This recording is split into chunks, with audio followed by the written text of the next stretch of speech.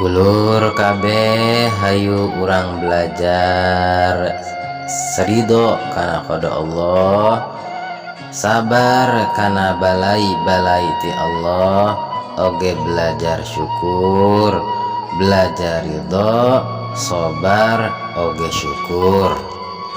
Ridho kana pamerekna Gusti Allah nu kumaha bae, sabar karena cobaan-cobaan ti Allah, oge syukur naon anu dibere ku Allah ka urang, dibere manis ridho, dibere pahit oge ridho, sabar nalika dibere susah, oge sabar nalika dibere senang, dibere jembar.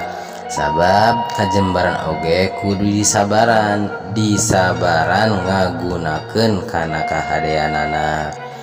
Kitu deui syukur, nalika urang menang kanikmatan kajembaran kudu bisa bersyukur. Kitu deui nalika urang menang kapailitan, urang kudu bersyukur. Sabab kudu berlatih syukur dina kaayaan, jeung kudu bisa berlatih syukur dina kaeuweuhan. Sabab cek Allah, malam yardo biqodoi, sing saha jalmana anu henteu ridho kalawan papasten kaula, kelawan takdir ti kaula, walam yasbir alal balai, jeung teu sabar nalika dibere cobaan ujian ti kaula, walam yashkur ala na'mai, jeung henteu syukuran kana naon-naon kanikmatan anu dibere ku kaula.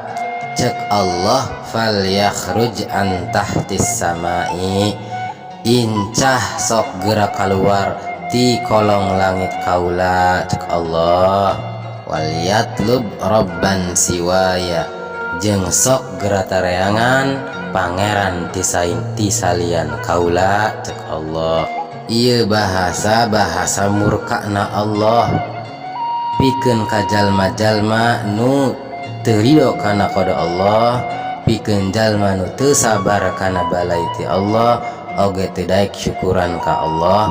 Cek Allah, mending kaluar ti alam dunia ieu jeung teangan pangeran salain kaula. Bayangkeun lamun urang diusir ti alam dunia ku Allah, rek ka alam dunia nu mana, sedangkeun alam dunia sakabehna oge milik Allah.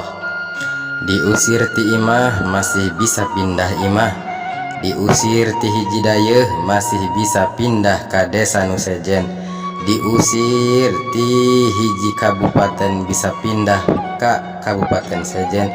Kitu deui diusir ti negara Indonesia, urang masih bisa pindah ka negara nu sejen.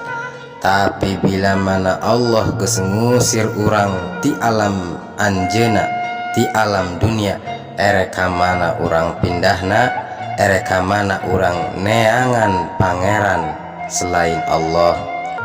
Matak sing hade dulur, belajar dina hate narima kana naon anu ditentukeun ku Allah, belajar dina hate sabar kana naon anu dipasihkeun ku Allah dina sagala balaina, oge belajar dina hate belajar bersyukur tina kanikmatan-kanikmatan nu ku Allah dibere ka urang.